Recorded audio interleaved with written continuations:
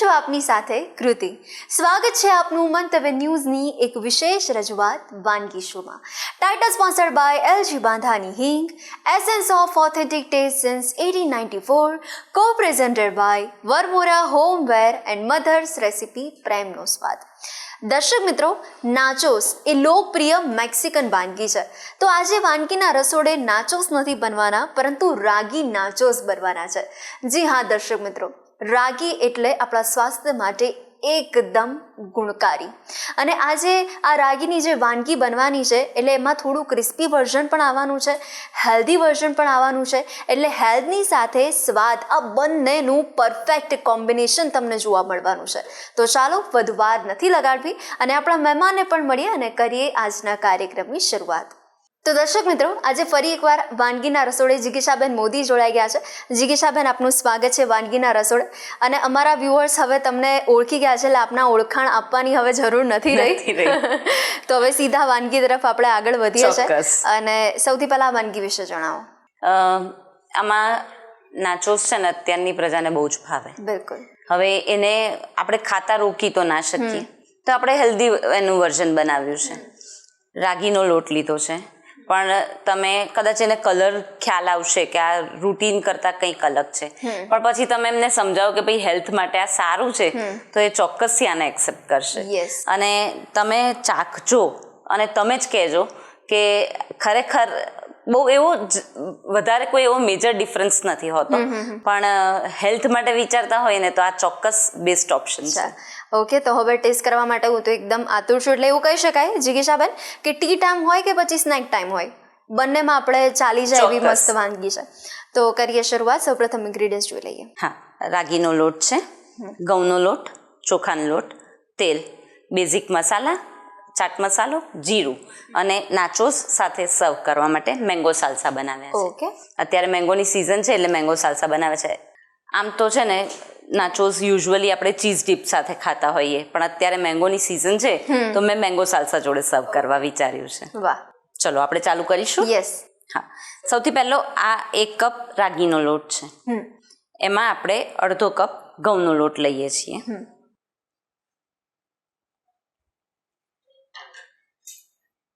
2 table spoon જેટલો ચોખાનો લોટ લઈએ છીએ. ચોખાનો લોટ એને બાઇન્ડ કરવા માટે બહુ હેલ્પ કરે છે, કારણ કે રાગી થોડુંક ચીકણું થઈ જાય એટલે ચોખાનો લોટ એને બેલેન્સ કરશે. લગભગ 2 ટીસ્પૂન જેટલું તેલ છે. હવે આને મિક્સ કરી અને આપણે કણેક બાંધી દેવાની છે. રાગી એટલે કેલ્શિયમથી પણ ભરપૂર. હા, કેલ્શિયમથી ભરપૂર એટલે હાડકાં, દાંત, હેર બધા માટે બહુ સરસ. યસ.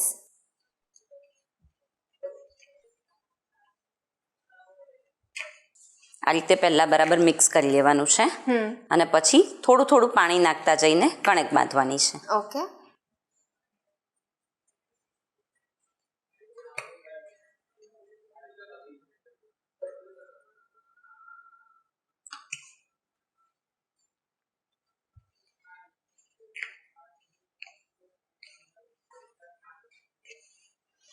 રાગીમાં ફાઇબર્સ પણ ખૂબ સારા પ્રમાણમાં હોય છે.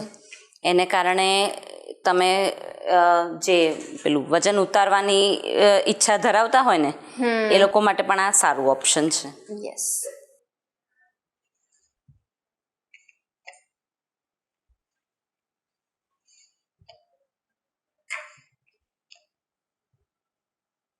અત્યારે તો ઘણા બધા રાગીની કેક પણ બનાવતા હોય છે, પછી રાગીની કુકીઝ પણ બનાવતા હોય છે. યસ. તમે કઈ કઈ ટ્રાય કરી છે રાગીમાંથી? હું રાગીના કપ કેક બનાવું છું. અચ્છા. અને રૂટીનમાં રાગીની રોટલી ખાઉં છું. અરે વાહ, શું વાત છે. હા, થોડું કલર તમને એવું લાગે ઘઉંના લોટની જે જોઈ હોય એના કરતાં કલર ડિફરન્ટ લાગે, પણ હેલ્થ માટે બહુ જ સરસ છે, એટલે થોડું આંખો બંધ કરીને ખાઈ લેવાનું. યસ.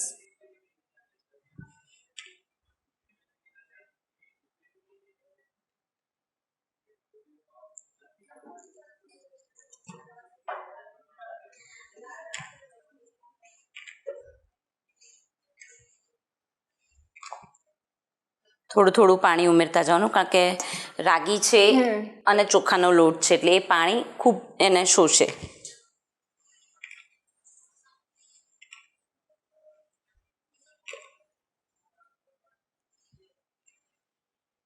ડાયાબિટીક પેશન્ટ માટે પણ રાગી ખૂબ સારું છે. રાગી આપણે બહુ ઓછું ઉપયોગમાં લઈએ છીએ. મિલેટ યર પ્રધાનમંત્રીએ જાહેર કર્યા પછી આપણે આને થોડું વધારે ઓળખતા થયા છીએ.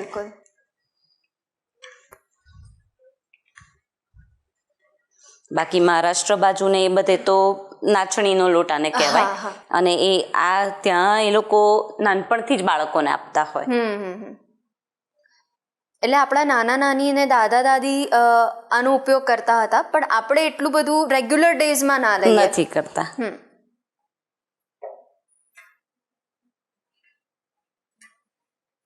રાગીની સુખડી મેં અહીંયા બનાવી છે. એ ઉપરાંત આના ઢોકળા પણ સરસ બને. અચ્છા, ઓકે. પરોઠા અને રોટલી એ બેની વચ્ચે જેવી કણક આપણે બાંધવાની છે, એટલે બહુ ઢીલી નહીં અને બહુ કઠણ પણ નહીં. આપણી કણક બંધાઈ ગઈ છે, એને આપણે ઢાંકી અને 5 થી 10 મિનિટ માટે મૂકી રાખીશું. ઓકે, 10 મિનિટ થઈ ગઈ છે. હવે આપણે એને તેલ લઈ અને થોડીક એને કૂણી લઈશું અને પછી એના લુવા બનાવીશું.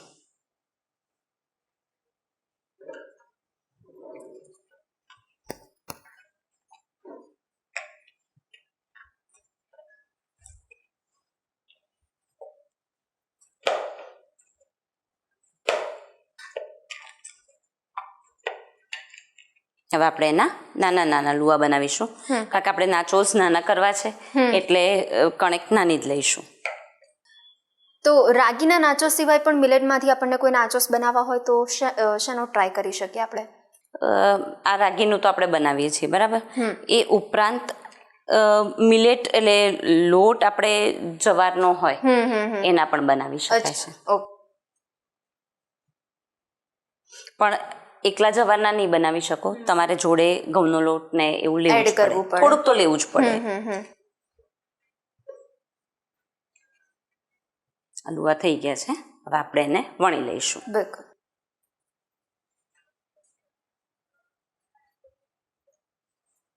ચોખાના લોટનું અટામણ લઈને આપણે વણી લઈશું.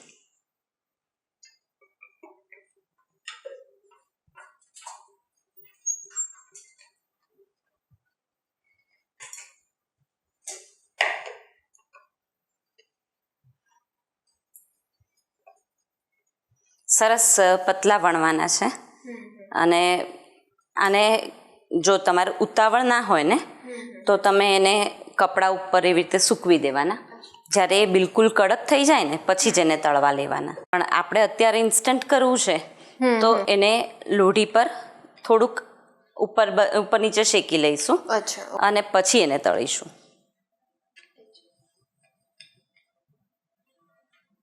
તો જિગીશાબેન, આ થાય છે ત્યાં સુધી એક નાનકડી ગેમ તમારી સાથે થઈ જાય. અને હવે તમે હમણાં પહેલા જ જણાવ્યું એ પ્રમાણે કે તમે રેગ્યુલર ડેઝમાં પણ ઘણી બધી મિલેટમાંથી બનતી વાનગી બનાવતા હો છો. તો હવે ટાસ્ક તમારા માટે તો ખૂબ ઇઝી છે. કરવાનું એટલું છે કે તમારે કોઈ પણ એક મિલેટ વાનગી એની રેસીપી 1.5 મિનિટની અંદર અમારા વ્યુઅર સુધી પહોંચાડવાની છે. એટલે દર્શક મિત્રો રેડી થઈ જાઓ, તમને આજે 2 વાનગી નથી મળવાની, 3 વાનગી મળવાની જઈ રહી છે. તો જિગીશાબેન, એક વાનગી મિલેટમાંથી 1.5 મિનિટની અંદર મસ્ત રેસીપી તમારે કહી દેવાની છે. ચલો, ટાઈમ સ્ટાર્ટ્સ નાઉ. હા, કિનવા નામ સાંભળ્યું હશે. કિનવાને તમે બાફી લેવાના અને એની અંદર એ જ્યારે બફાઈ જાય ધોઈને બરાબર બાફવાના, કારણ કે ધોવા 3-4 પાણીથી ધોવા પડે. એને ધોઈ લેવાના, બાફી લેવાના, અને એની સાથે સાથે જ તમારે જે કોઈ પણ શાકભાજી નાખવા હોય એ બધા જ શાકભાજી પણ બાફી લેવાના. હું એમાં બટેટા, વટાણા, ગાજર, બીટ બધું જ નાખું છું. ઇન શોર્ટ તમારી પાસે જે હોય અવેલેબલ એ બધું તમે નાખી શકો છો. એ નાખી અને એમાં બધો જ મસાલો કરી લેવાનો આપણો. ખટાશ ગળપણ નહીં નાખવાના, પણ મીઠું, હળદર, મરચું, ગરમ મસાલો આટલું નાખી દેવાનું, અને બ્રેડ ક્રમ્સ નાખી અને એની ટિક્કી બનાવી દેવાની. અને એ ટિક્કીને તમે ચાહો તો એમનેમ, અધરવાઇઝ દહીં, 2 પ્રકારની ચટણી, સેવ, દાડમ એવી રીતે કિનવા ટિક્કી ચાટ પણ બનાવી શકો છો. અધરવાઇઝ એટલી કિનવા ટિક્કી પણ પ્રેઝન્ટ કરી શકો છો.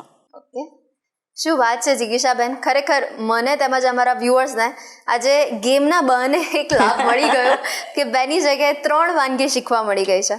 હવે પછી બનાવો અને દર્શકોના જે પ્રતિભાવ આવે ને એ મને કહેજો પાછા. ચોક્કસ. તો દર્શક મિત્રો, તમને પણ જે પણ વાનગી હજી કંઈક નવી શીખવાની ઈચ્છા હોય તો અમને પણ જણાવજો, તો હજુ પણ એ ટ્રાય કરીશું. ચોક્કસ.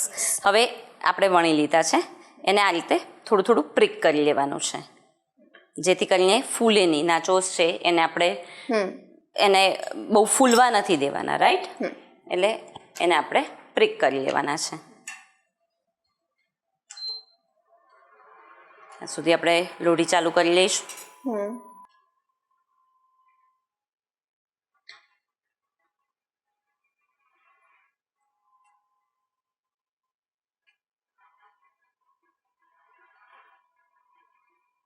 મેં કહ્યું એમ, જો ઉતાવળ ના હોય ને તો એને પેપર ઉપર અથવા તો કપડા ઉપર એવી રીતે તમારે મૂકવાના.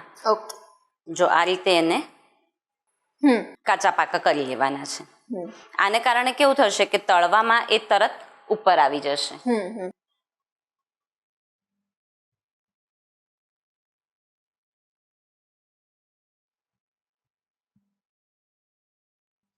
હવે આપણે એને કટ કરી લઈશું.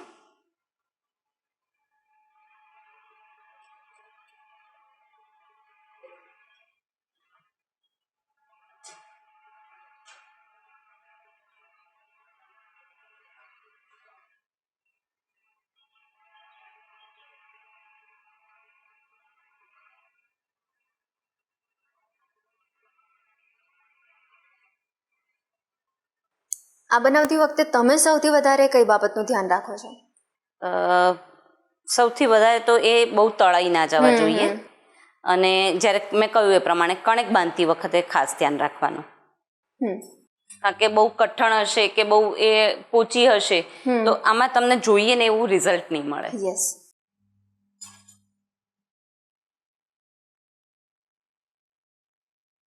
સરસ આવા ટ્રાયેંગલ આપણે છૂટા કરી દેવાના. તેલ આવી ગયું છે, હવે આપણે તળવા માંડીએ.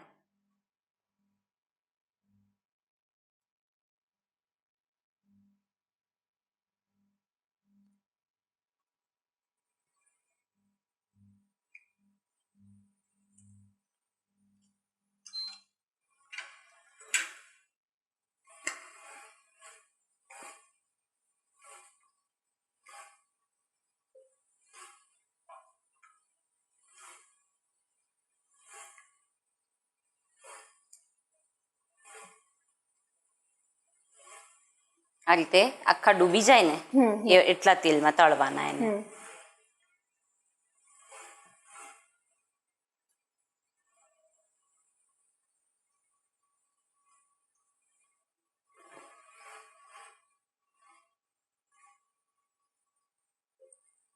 આમાં થોડા થોડા તળવાના, બહુ ઓવરક્રાઉડ નહીં કરી લેવાનું, નહીતર કેવું થશે કે ઉપરથી સરસ થઈ જશે પણ અંદર થોડુંક કચાશ લાગશે.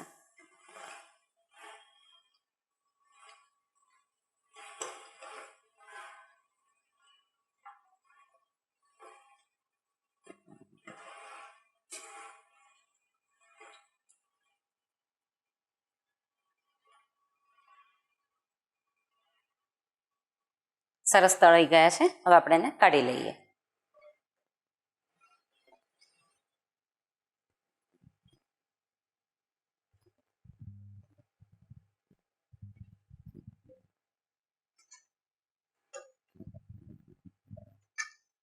કાઢી અને તરત ઉપરથી થોડો ચાટ મસાલો અને થોડો જીરાનો પાવડર એવું સ્પ્રિંકલ કરી લેવાનું, એટલે એકદમ ચટપટું થઈ જશે.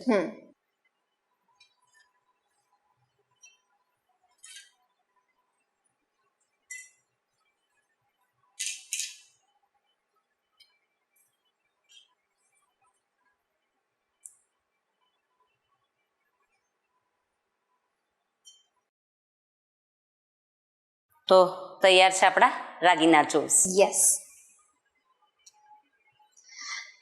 આ બ્યુટીફુલ ડેકોરેશન કર્યું છે ને આટલી મસ્ત રેસીપી, હેલ્ધી રેસીપી અમારા વ્યુઅર્સ સુધી પહોંચાડી છે જિગીશાબેન, એ બદલ આપનો ખૂબ ખૂબ આભાર. Thank you. દર્શક મિત્રો, ઉનાળાની ઋતુમાં આપણા બધાના ઘરે કેરી તો હોય, અને કેરી હોય સાથે આપણને નાચોસ ભાવતા હોય તો નાચોસની સાથે આવું કેરીનું આ સ્ટફિંગ પણ તમે રેડી કરી દો ને, ખરેખર મજા પડી જાય. નાસ્તો પણ થઈ જાય, પેટ પણ ભરાઈ જાય. તો અચૂકપણે તમે ટ્રાય કરજો. અને બીજી વાનગી પણ કઈ છે એ જિગીશાબેન પાસેથી જ જાણીશું, પણ થોડીક તો રાહ જોવી પડશે. મળે નાનકડા બ્રેક બાદ. રાગી નાચોસ બનાવવાની સામગ્રી: રાગીનો લોટ, ઘઉંનો લોટ, ચોખાનો લોટ, મીઠું, હળદર, લાલ મરચું, ચાટ મસાલો, શેકેલા જીરાનો પાવડર, તેલ, મેંગો સાલ્સા.